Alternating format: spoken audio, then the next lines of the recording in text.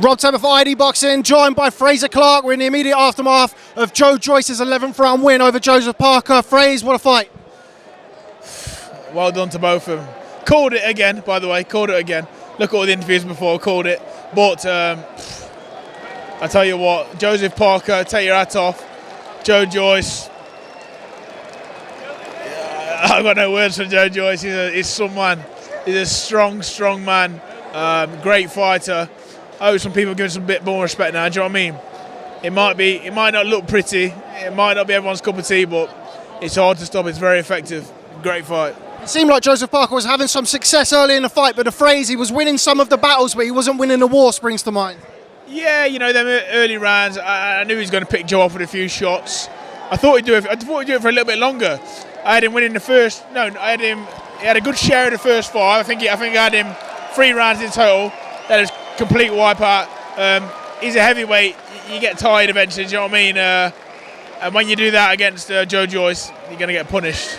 What do you make of that finish? It looked like Joshua-Parker was going to tough it out throughout the whole 12 rounds. That was a beautiful left hook that ended it. But when you've got nothing left, it's difficult. You know, when you've got nothing left, it's very difficult. He was surviving. Joyce was missing the shots by an inch, and not through any skill of Parker, just a bit of natural, like when you're knackered, you just move your head here, move your head there. He got away with it for a couple of rounds, and it was always going to catch up with him eventually. But you know what? Massive round of applause to him, because such a tough fella.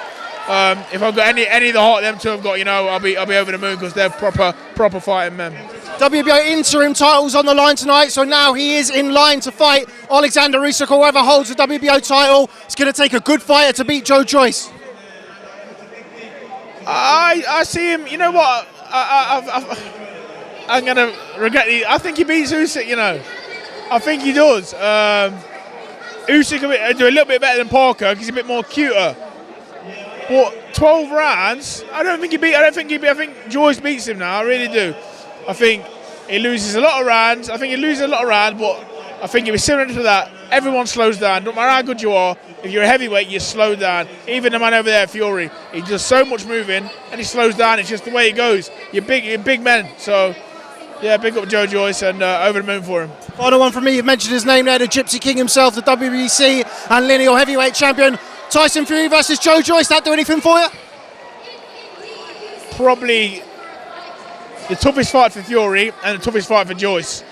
I think stylistically, he could probably cause a lot more problems than anyone else.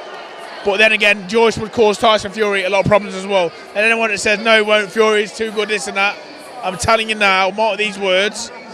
Tyson Fury probably does beat Joe Joyce on a points decision in England. Close, probably a bit dubious. You know, a bit. I can't dubious. That's the word I'm looking for. But that man gives him loads of trouble, a lot of trouble, more trouble than anyone else in the world at the minute.